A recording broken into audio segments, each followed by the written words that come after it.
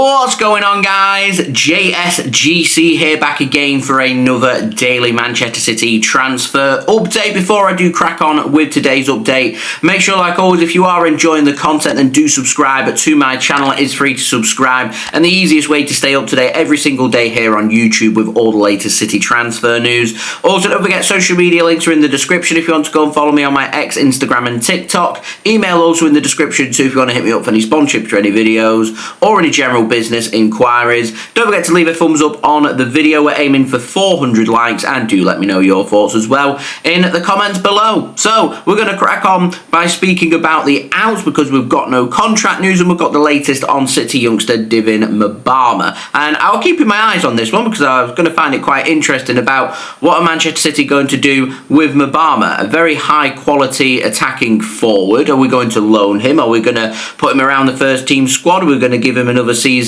in the academy? What's going to happen? Well, City have made their decision, and Manchester City have decided to loan Divin Mubama out for the season, and he has officially joined Stoke City on a season-long loan, and he's going to be playing his trade for the upcoming season in the Championship. So I wanted to wish the best of luck to Divin and Stoke City getting themselves a fantastic, high-quality young striker who hopefully will get plenty of opportunities at Stoke to showcase what he can do. If he does get the regular starts and the regular service at Stoke City, he will score goals. Now, moving on to the other transfer in the outs, and this is really interesting, is the form of an update on Nico Gonzalez. And you guys might be wondering, why on earth am I speaking about Nico Gonzalez in the outs when we only brought him in the January transfer window, and even that was right at the end of the January transfer window? Well, Graeme Bailey, he said that Manchester City could be open to letting Nico Gonzalez leave this summer, despite only bringing him in the January transfer window. Now, there's no explanations as to why Manchester City would be contemplating this.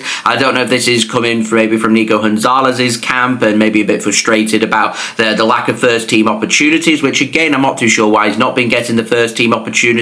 I think when we've seen Nico Gonzalez playing for City, he's looked like a pretty tidy player. He just needs to be given the opportunity to get some rhythm, get through his groove and showcase what he can do to Manchester City. But what's being reported here doesn't make a lot of sense to me, because City invested a lot of money. It was, what was it, around £60 million that we invested to bring Nico Gonzalez in, and why we'd be thinking to ourselves 6 months later that potentially we're going to let him go. I mean, the article doesn't even say if City are contemplating, maybe they don't think he's ready and they want to loan him for a season, which I'm sure people would maybe understand. It's not something that I necessarily agree with, but that's something that City could contemplate doing. I don't know if City here are maybe looking at a permanent sale, and maybe Pep Guardiola didn't want him in the first place, or they don't think that he's right. I'm not too sure. What I'm reading in this article is that I don't think this is fact, is what's being reported here. And I'm not doubting Graeme Bailey. I'm sure he's received his information, and he's just putting out there the information that he has received. It's just what's being reported doesn't make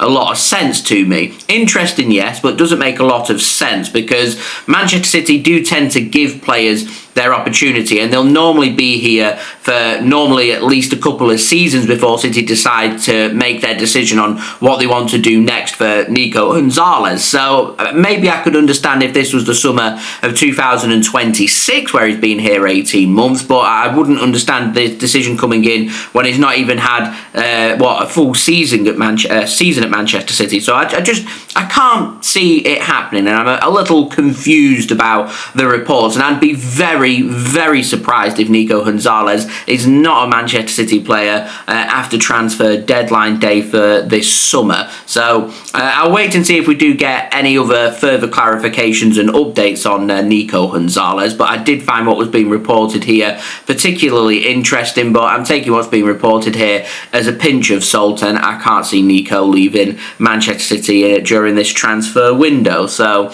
yeah, anyway, moving on to the ins. Really interesting in this one. I've got a couple of stories on fullbacks, the first of whom I want to speak about is Denzel Dumfries. Now, Steve Kay has said that with the sale of Kyle Walker now sorted to Burnley on a 2-year contract, Manchester City do want to turn their attention towards bringing a fullback in, and Denzel Dumfries of Inter Milan is definitely of interest to Manchester City. Now, Dumfries is a Dutch 29-year-old fullback, not really of the age that City would be looking for in terms of players being brought in, and if you look at the theme theme of the age of players that City bring in both in the January transfer window and this summer, bringing in an experienced player who's not really realistically going to have any sell-on value to Manchester City hasn't really been what City have been looking for. But I think what's appealing to Manchester City here is the price, because he's got a release clause active until the middle of July. I believe it's July 15th, set at 25 million euros at Inter Milan, which is £21.58 million. So if Manchester City do want to bring him in, they're going to have to be really quick to make it happen. Now, we don't currently have any space in our squad for any non-homegrown players to be brought in. So if we do decide to go out and make that move for Denzel Dumfries, which Manchester City, if they do want to do so, are going to have to make that decision pretty quickly, then Manchester City would need to sell at least one non-homegrown player who is currently registered by the club. And the only player really that's been linked with the exit door, who's in Manchester City's first team squad, who is non-homegrown, is İlkay Gündoğan, and he's been heavily linked with a move to Turkey. But we've had no updates on that in over a week, so I don't know what's happening with regards to that, and I don't think İlkay Gündoğan would be making a decision until he returns back to Manchester City for pre-season, which isn't going to happen until the end of July. So Man City do run the risk that if they bring Dumfries in, that somebody has got to go, and it might not necessarily be İlkay Gündoğan. So it's not really the position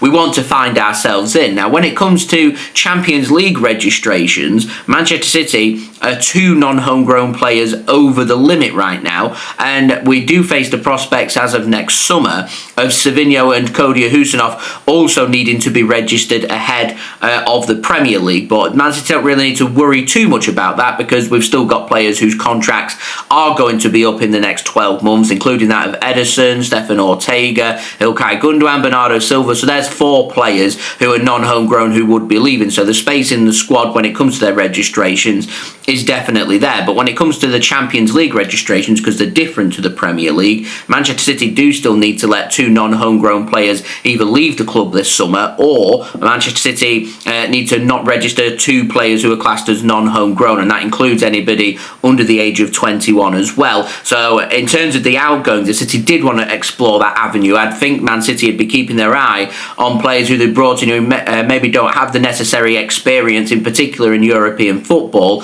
and the eyes turning towards the likes of Claudio Echeverri and or Vita Hayes, and I wouldn't rule out either one of those, or maybe even both of them players, leaving Manchester City on loan before transfer deadline day on September 1st. But if they want to bring Dumfries in, they're still going to need to let another player leave around the first team squad. So it's really complicated in bringing Denzel Dumfries in, but the price is appealing to Manchester City. But if they do want to explore it, they're going to have to make some hard-hitting decisions when it comes to their current squad, in particular with non-homegrown players. So it would be easier for City to replace homegrown Kyle Walker with a homegrown fullback, a player who can play at right back. And that takes me on to another update that we have on Tino Livramento, because the Football Insider is saying that, and this is the first time, so I find this interesting, it's the first time really that we've heard word coming in from Newcastle's end on what kind of figure they're looking at and willing to accept for Tino Livramento, because it's Newcastle's stance has been very much, he's not for sale, they don't want to sell him, and they're not going to contemplate selling him. And then all of a sudden a story comes out saying actually we do have a price on his head, and it's set at £80+ million, which I don't think that figure is going to surprise too many. We're looking here at a homegrown fullback, 22 years old. Man City need a fullback. They need it potentially to be homegrown. So Man City are going to have to pay a premium, in particular coming in from another Premier League team as well, who's playing in the Champions League. It's going to cost Manchester City a heck of a lot of money. It could potentially be a record transfer for a defender this summer. So Manchester City, are they going to want to go down that route and pay the Premier League record for a defender, potentially even a world record fee for a defender to bring Tino Livramento in? Do they think he's of the quality that City are looking for, that's going to tempt City to splash the cash? Because City do have that cash to spend. Manchester City have been very prudent, struck some real good deals in this summer transfer window. We've saved a heck of a lot of money not investing in Florian Wirtz, so Manchester City could go out there and bring in Tino Livramento if they really wanted to, if Newcastle would accept around £80 million, and Tino Livramento wants that move as well. So my initial instincts are City aren't going to want to go near that fee, and they're not going to pay such a big number. They're not going to want to get ripped off, but Man City do have that cash to spend, and when Man City do need a player in a position, and they're not really looking at many other positions in the squad because they've already done a lot of their business very early. We have seen City in previous windows do such a thing. It's why we paid £100 million for Jack Grealish, because we weren't going to be spending much more on anybody else during that transfer window. And if Man City aren't going to bring in Livramento, then what other positions and what other players are they going to be bringing in this summer? They need to help with that transition, bring the average age of the squad down, get some good homegrown talents, the best of the homegrown talents being brought in, and someone like Livramento being brought in would be a fantastic bit of business. The problem here, the big hurdle, is the price, and does the player want the move to Manchester City from Newcastle, going off the fact Newcastle don't need to sell. They're no longer in bother because they're in the Champions League, so PSR's not a problem to them. And does Livramento want that transfer to Manchester City, and will Newcastle ultimately end up accepting an offer and selling him? And if City want a cheaper alternative, then a non-homegrown option would be Denzel Dumfries. And if they do want to go down that route, they've got until the middle of July to get that sorted, and they will need to sell. So City need some clarification, and this is getting very interesting because I feel like we're reaching there the tipping point of not much going on in terms of the transfer world for Manchester City, and all hell is going to break loose over the coming days and coming weeks for Manchester City, because we're at a point now where we need to sort out the futures of our players. Players who haven't got a future here need to be sold. We need to have clarity about the other players who potentially do want to leave Manchester City. What's happening with the goalkeeping situation? What's happening with İlkay Gundogan? Does he want his move to Turkey or somewhere else? Is there any other offers coming in for any of our other players? Which players do we want to bring in? There's a lot here to sort for Manchester City, and City have been very quiet now for nearly a month, and it's time for Manchester City to once more get their heads back in the game and get sorted during this transfer window, because there's still a heck of a long way to go. All of July, all of August, through to September 1st, transfer deadline day. And I'm going to keep you guys up to date every single step of the way with all the latest City transfer news here on YouTube. So if you haven't already, do subscribe to my channel. It is free to subscribe. Also, don't forget social media links there in the description if you want to go follow me on my X, Instagram and TikTok. Email also in the description too if you want to hit me up for any sponsorship for any videos or any general business inquiries. Don't forget to leave a thumbs up on today's transfer update. We're aiming for 400 likes, and do get your thoughts in the comments below. And I'll see you all again religiously tomorrow for the next daily Manchester City transfer update. So I've been JSGC. Thank you everyone for watching. Hope everyone is safe and well. Peace. Ciao for now.